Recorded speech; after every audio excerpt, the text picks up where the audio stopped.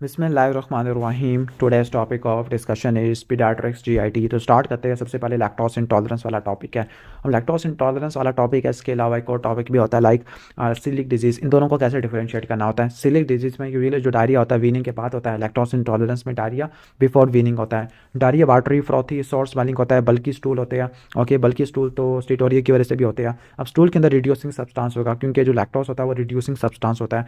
Flatulence abdominal pain आपको देखने को मिलेगा। जो स्टूल की पीएच होती है वो एसिडिक होती है, 5.5 से इससे कम देखने को मिलती है। बाकी वेट लॉस एंड डिहाइड्रेशन हो जाएगा। और लैक्टोज इंटॉलरेंस के अंदर आपने 3 टेस्ट कराने होते हैं। Number 1 lactose intolerance test, number 2 hydrogen breath test, number 3 intestinal biopsy. Treatment के अंदर लैक्टोज रिड्यूस या लैक्टोज फ्री मिल्क आपने इस्तेमाल करना होता है। सही हो गया, ऐसे मिल्क जिसमें लैक्टोज नहीं है। इसके अलावा आपने कैल्शियम फोर्टिफाइड जूसेस या विटामिन डी के सप्लीमेंट लेनी होती है, क्योंकि मैल अब्जॉर्प्शन की वजह से कमी हो सकती है। सेलेक्टेस एंजाइम के सप्लीमेंट लेनी है, या योगर्ट या हार्ड चीज़ आपने इस्तेमाल करना होता है। नेक्स्ट है सिलिक डिजीज़। सिलिक डिजीज़ में आपको मैल अब्जॉर्प्शन के सिम्टम देखने को मिलते हैं like diarrhoea after weaning, weight loss, oedema, steatorrhoea होता है, एब्डोमिनल डिस्टेंशन या ओरल अल्सरेशन होती है।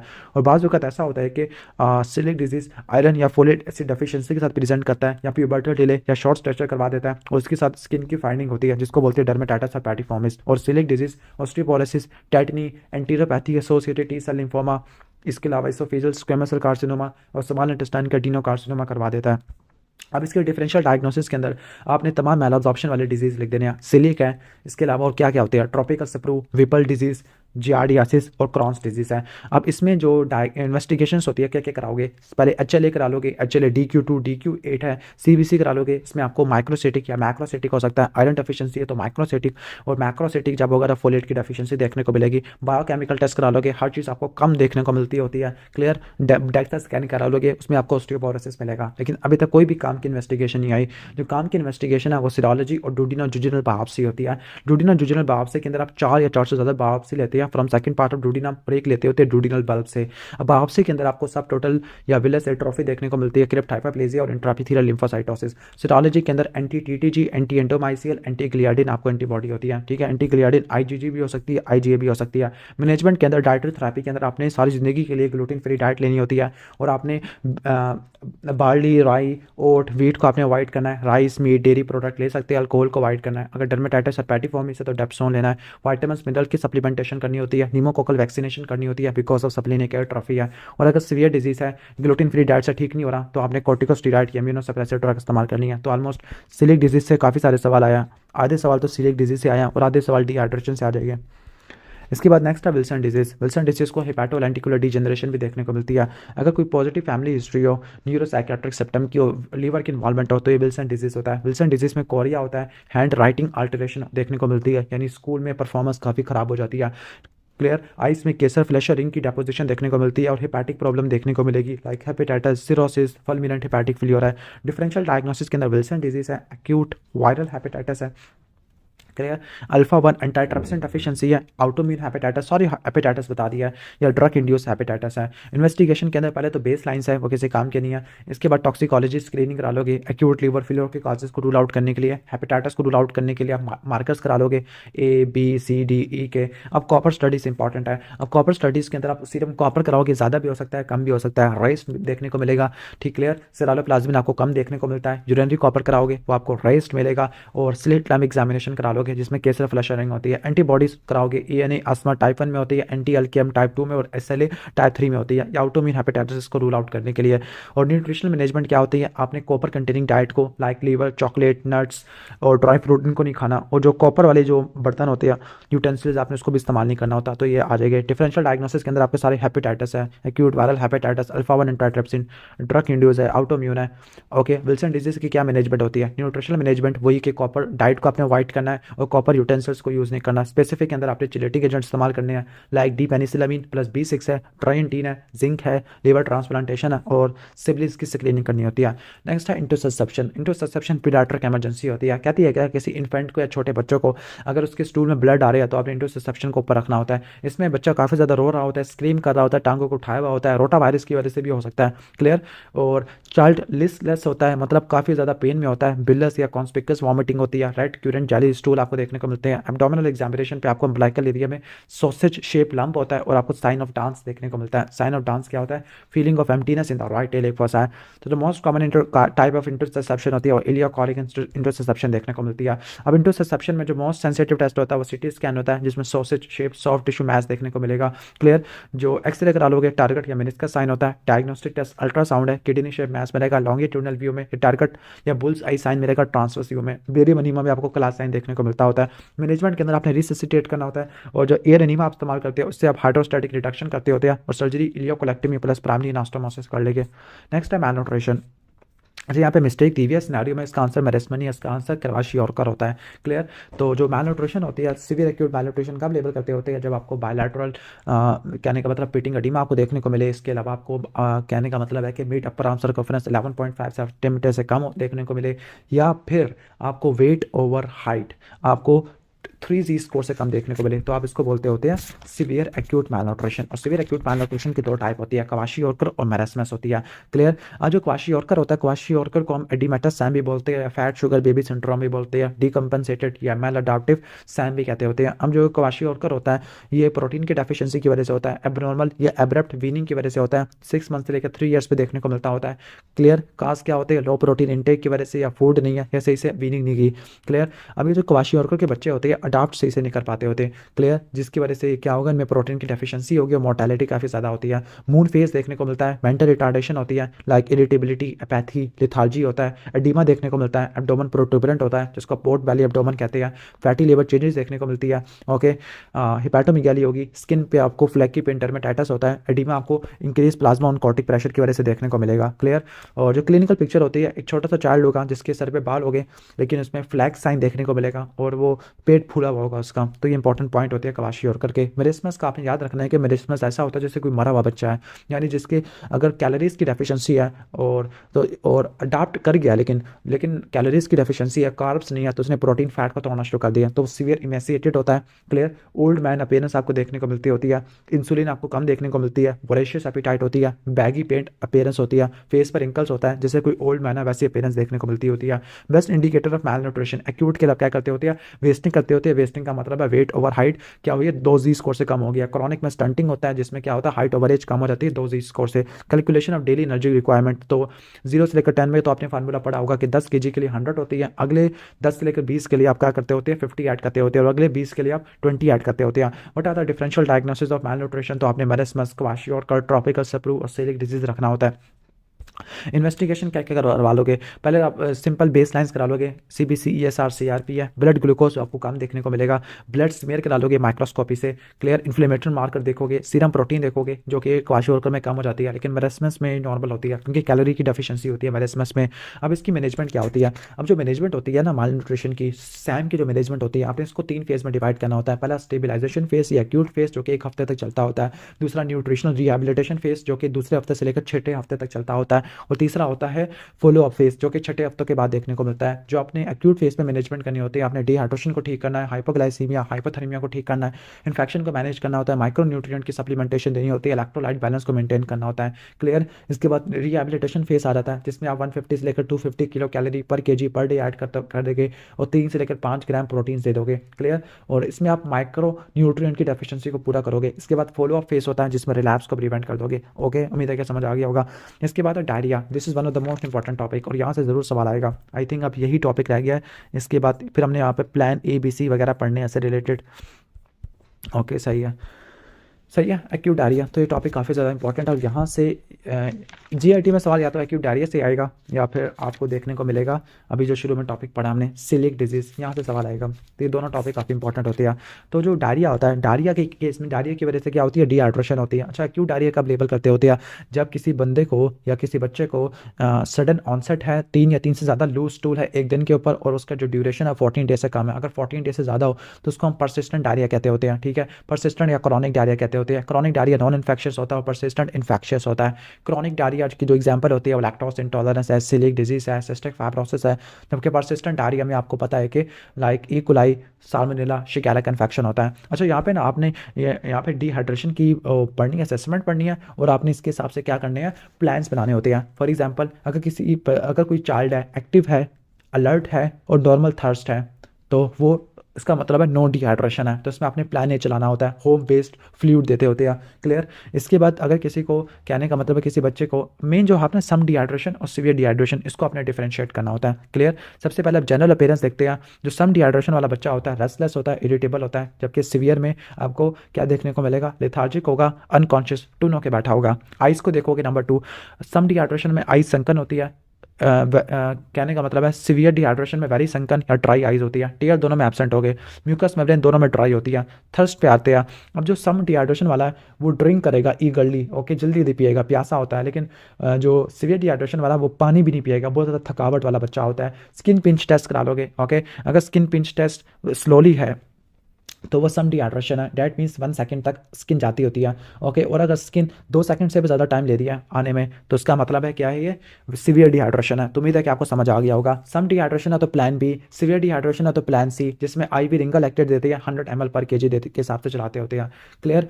जबकि प्लान बी के अंदर आप 75 ml पर kg का ORS चलाते हैं फॉर 4 आवर, जबकि प्लान ए के अंदर होम बेस्ड फ्लूइड देते होते हैं। फॉर एग्जाम्पल मैं एक क्वेश्चन पढ़ के बता देता हूँ।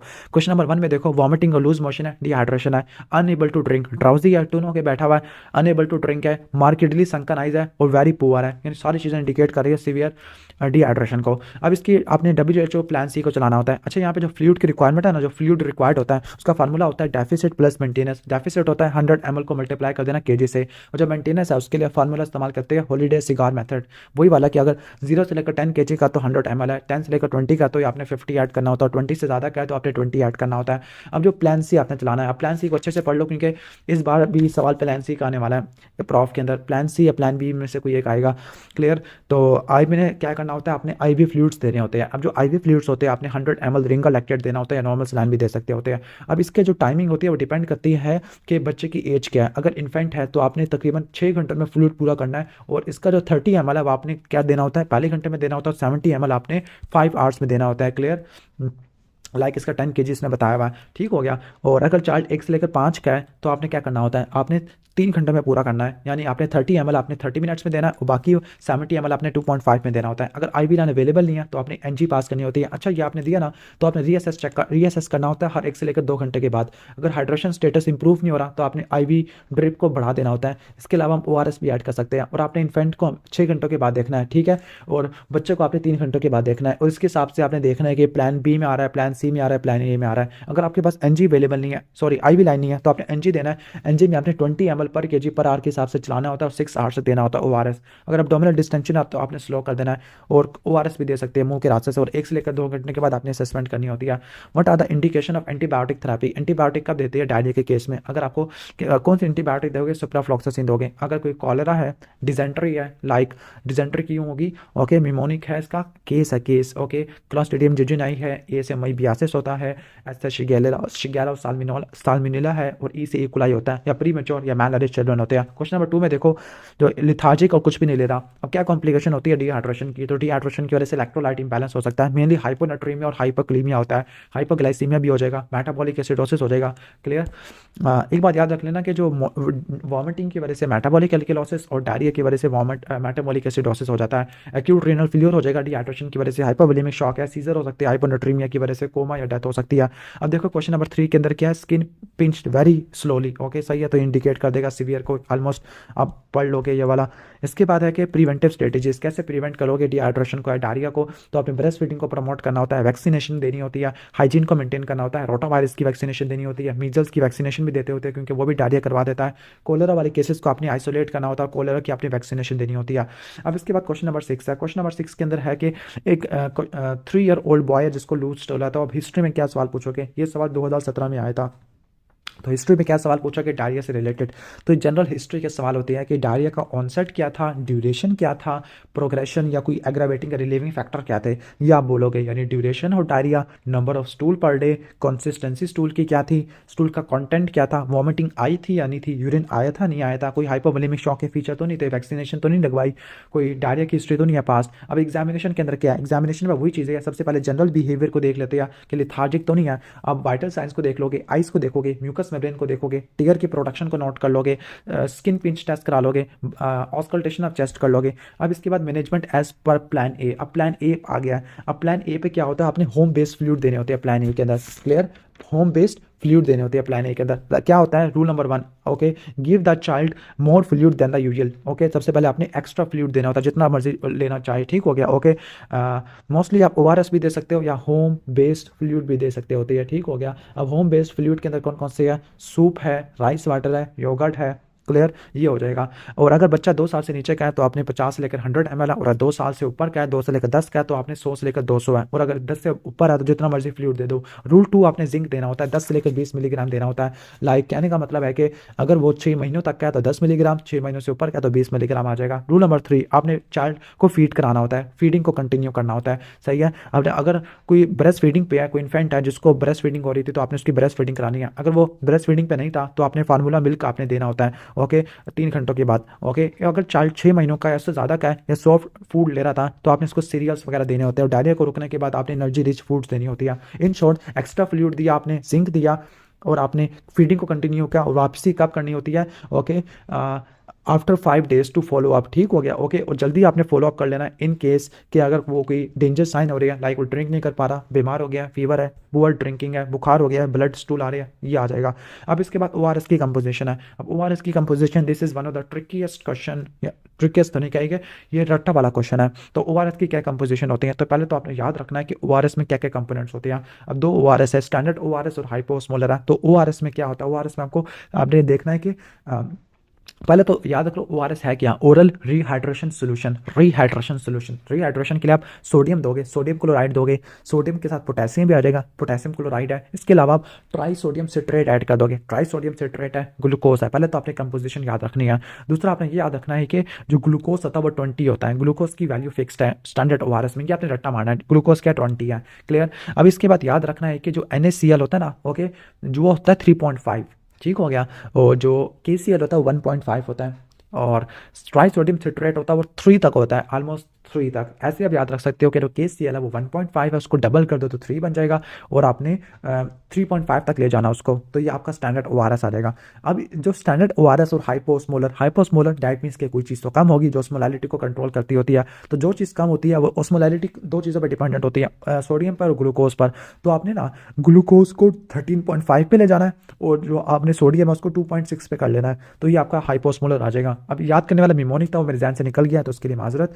तो सीवियर डिहाइड्रेशन के लिए क्या क्या था, जनरल कंडीशन देखते हैं, लेथार्जिक होता है, आइस वेरी सनकन, ड्राई होती है, टीयर एब्सेंट होती है, माउथ और टंग वेरी ड्राई होता है, पुअर ड्रिंकिंग होती है, स्किन पिंचनेस वेरी स्लोली आपको देखने को मिलता होता है, clear.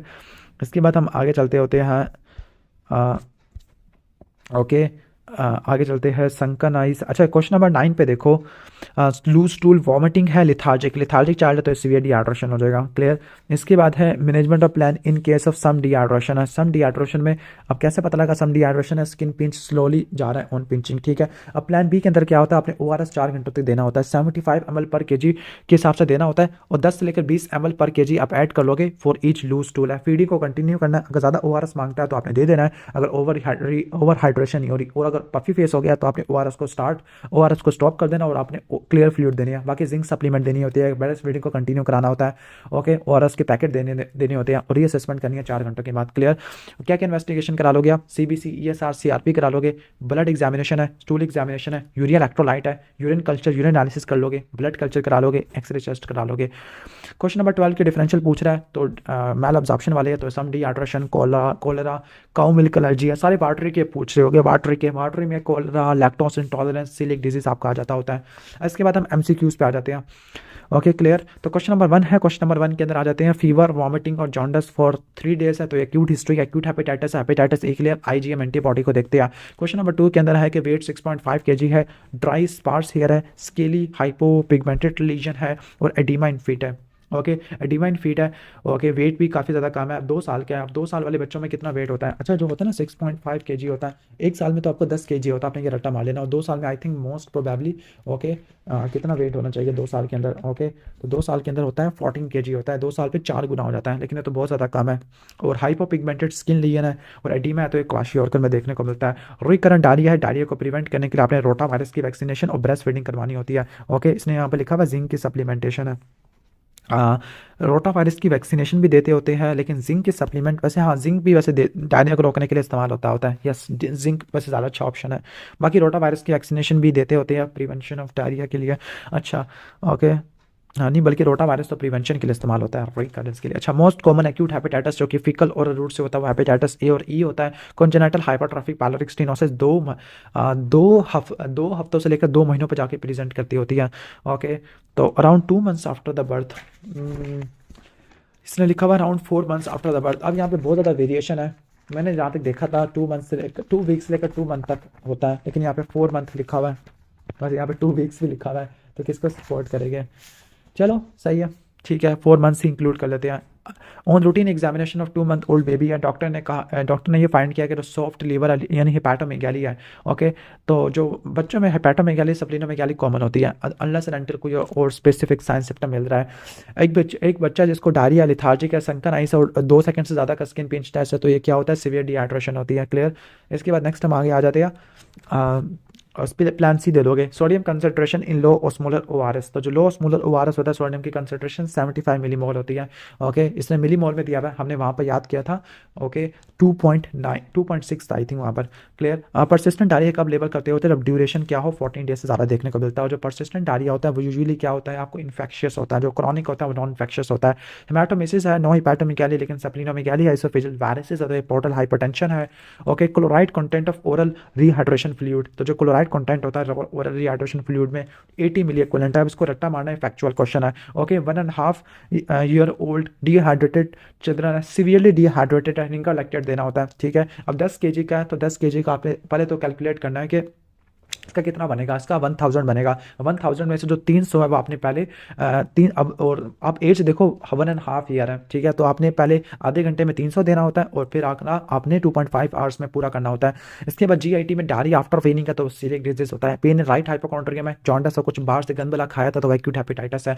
Forceful projectile vomiting after feeding तो हाइपरट्रॉफिक पैनोरिक स्टेनोसिस में देखने को मिलती है। साइंस ऑफ डिहाइड्रेशन में हाइपोवोलेमिक शॉक होता है, जिसमें पल्स फीबल रैपिड होती है और ब्लड प्रेशर कम होता है। एपैथिक और एडिमेटस चाइल्ड होता है, क्वाशियोर्कर में देखने को मिलता है। पेरी एनल फिस्टुला, एनल किनारे की इन्वॉल्वमेंट क्रॉन्स डिजीज में होती है, मैस एंड राइट एलिफोसा क्रॉन्स में होता है। सिलिक डिजीज में आपने क्या करना होता है, आपने जो ग्लूटीन रिच फूड है लाइक बार्ली, राई, ओट, वीट, इनको आपने विड्रा कर लेना है। पैरासिटामोल पॉइजनिंग में लीवर अफेक्टेड होता है, एसिटाइलसिस्टीन यूज करते हैं। जॉन्डस आफ्टर 20 डेज और क्ले कलर्ड स्टूल है, ठीक हो गया। ओके, 20 डेज के बाद जॉन्डस मिल रहा है।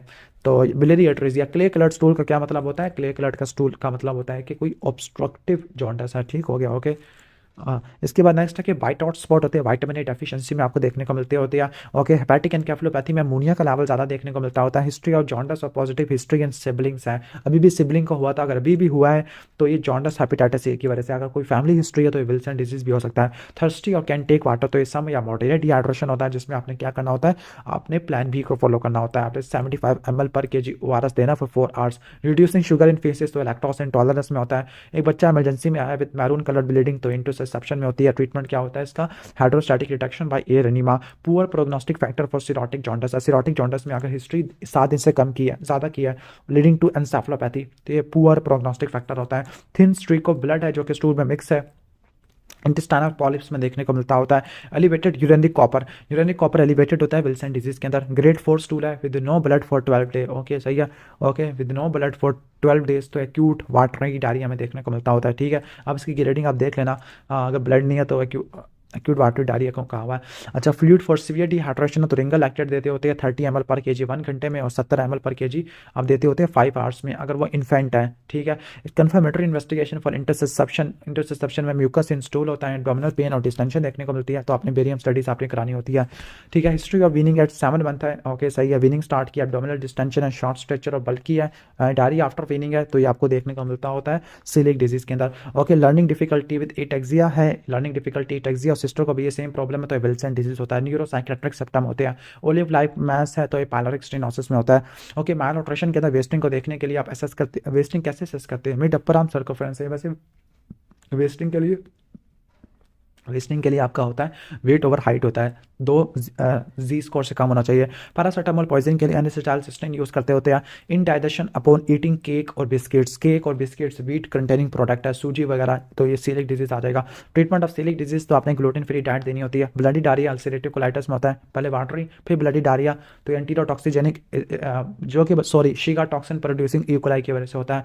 Skin pinch test goes back very slowly, severe dehydration होती है। 4 year old boy having fever, anorexia और टेंडर हेपाटोमेगालिया, और सेम सिम्टम आपको इस सिस्टम में देखने को मिल रही है। एक्यूट हिस्ट्री है तो हेपेटाइटिस ए हो जाएगा। Management of foul smelling diarrhoea since the starting of weaning है। ओके, फुल स्मेलिंग ये वैसे हिस्टोरिया में भी देखने को मिल सकता है। Difficult to flush greasy stool होते हैं, ये सिलिक डिजीज में होते हैं। ग्लूटेन फ्री डाइट लेनी है। Potassium in WHO ORS, potassium 20 millimole पर लीटर होता है। अब ये वैल्यूज थोड़ा सा कंफ्यूज करेगी, ORS के भी नीचे आने वाला है मेरे ख्याल से। ORS हाइपो ओस्मोलर, अभी हमने जो इससे पहले याद किया था ना, इससे पहले वाला कहने का मतलब है कि ORS की कंपोजिशन वो हमने sodium chloride, potassium chloride, trisodium citrate और ग्लूकोज के हिसाब से तैयार की थी, लेकिन यहाँ पे तो उसने मिली मोल में दे दिया है। मिली मोल में देखो, सोडियम का सवाल आ चुका है पहले, क्लियर। तो सोडियम क्या होता है, 90 होता है, ठीक है। सोडियम के साथ क्लोराइड होता है, क्लोराइड हो जाएगा आपका 80 हो जाएगा, क्लियर। अब 90 और 80 में कितना फर्क है, 10 का, तो आपका सिट्रेट आ जाएगा। बाकी पोटेशियम को भी रट्टा मार लेना, ऑलमोस्ट कितना हो जाएगा आपका 20 होता है पोटेशियम, क्लियर, सही हो गया।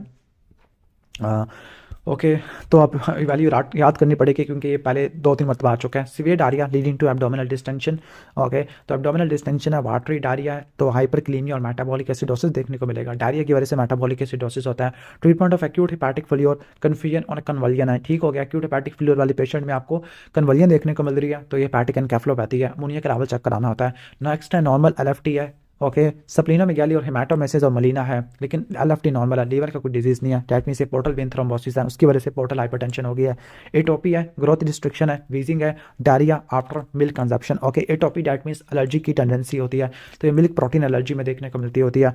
Okay, initial test in patient with jaundice है, टेंडर हेपेटोसिप्निक वाली ओपेटिची है, तो हेपेटाइटिस B की प्रोफाइल करानी है।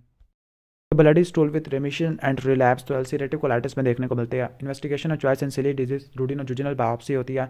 Okay, bloody stool with distended abdomen, interception है, इंटेस्टाइनल ऑब्स्ट्रक्शन है, तो एक्सरे एब्डोमेन इरेक्ट व्यू कराना है, जिसमें आपको क्या मिलेगा, टारगेट या मेनिस्कस साइन देखने को मिलेगा। क्लियर, बेबी 9 महीनों का है, सारी फूड को स्पिट कर देता है, 6 month of the age. Okay, तो एक गार्ड को बता रहा है, ठीक है। अच्छा, GIT में आ जाती है, chronic diarrhoea after the start of weaning और एब्डोमिनल डिस्टेंशन है, शॉर्ट स्ट्रेचर है, तो सिलिक डिजीज है। इन्वेस्टिगेशन ऑफ चॉइस जुजिनल बायोप्सी है। ग्लूटेन कंटेनिंग फूड को, मिमोनिक या ब्रोस को अवॉइड करना होता है। लैक्टोज इंटॉलरेंस में डायरिया बिफोर वीनिंग देखने को मिलता है। हेपेटिक एन्सेफेलोपैथी में अमोनिया के अलावा ज़्यादा देखने को मिलता होता है। फिकल ओरल रूट और ट्रांसमिशन है, राइट। हाइपोकॉन्ड्रिया में पेन है, कुछ बाहर से कुछ खाया और जॉन्डिस है, तो हेपेटाइटिस A होता है। इसमें आपने IgM एंटीबॉडीज़ के लेवल कराना होता है। Forceful projectile non bilious vomiting है, अराउंड 4 to 6 वीक्स, और ओलिव लाइक मैस है एब्डोमेन के ऊपर, तो इन्फेंटाइल हाइपरट्रॉफिक पायलोरिक स्टेनोसिस होता है। Oedema pathic child growth retardation kwashiorkor में होती है, मेरिस्मस में कोई एडीमा नहीं होता। अब यहाँ पे ORS का बताया हुआ है, स्टैंडर्ड ORS को रट्टा मार लो, सोडियम 90 था। ओके, क्लियर, क्लोराइड आता तो वो 80 है।